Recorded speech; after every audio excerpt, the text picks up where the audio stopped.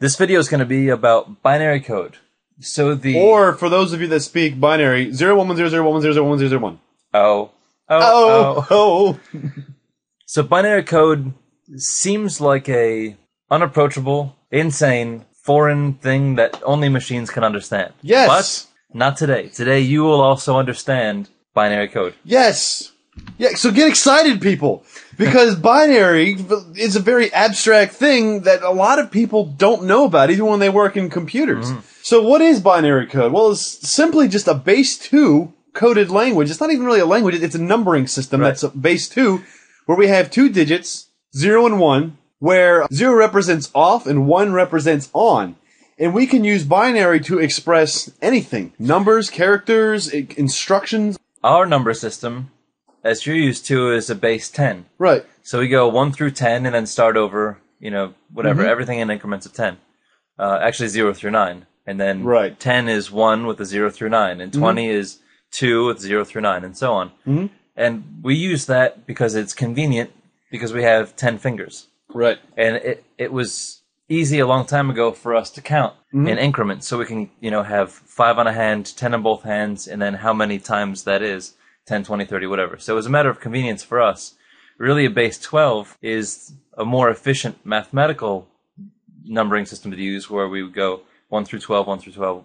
But 10 is convenient for us. For computers, because they're on-off switches, base 2 is the most convenient. Mm-hmm. So things, as far as a computer understands, is either on or off. So if we take our number system down to a base 2, we just go 0 to 1, and then we start over 0 to 1, 1 with a 0 to 1, and so on, just like our 1 to 10 system. And it kind of dates back to the original non-digital computers where we were using vacuum tubes to store data. Right. So we would just have series of tubes that were either lit or not lit. Yep. And that represented an instruction, or that represented a number stored in computer memory. Right.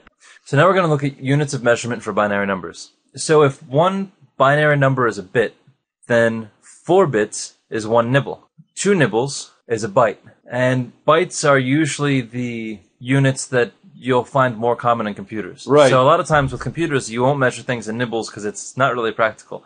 I mean, you have a text file that's 4 million nibbles, it would just be sort of arbitrary. But a text file might be like 5 bytes, And the reason why that's more common is in the earlier stages of computers, we had 8-bit numbering systems. Right. Because a nibble, you can only store up to the number 15, which only gives you 15 individual combinations, which is not that usable. Right. Every byte is 8 bits. You also have a kilobyte. So one of those is 1,024 bytes. And then a megabyte is 1,024 kilobytes. And you start seeing this pattern of 1024, 1,024. Mm-hmm. And the megabytes, gigabytes, terabytes. So when you go to look at a hard drive, that's a 80 gigabyte hard drive, or a 5 terabyte hard drive, or a 30 terabyte hard drive, you can see that 1 terabyte is 1,024 gigabytes. Which is 1,048,576 megabytes. Right. So that means on a 1 terabyte hard drive, we have that crazy number on the bottom left, number of locations on the disk, on that 1 terabyte disk, that can either be on or off, times 4. Can you actually, what number is that? That is, alright, we got million, billion, it's trillion.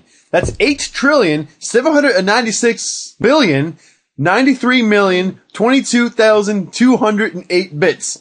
Think about how big that number is! So that's how many are on a 1 terabyte hard drive. That's like the United States debt right there. So when you go to the store to buy a terabyte hard drive for $80 and you complain that it's too expensive, you're out of your mind. That's an amazing technical feat that we can have that many locations on a little platter that fits in your phone. That's crazy. It's massive. There was like one point where it was obscene to think about, you need more than 200 kilobytes? No.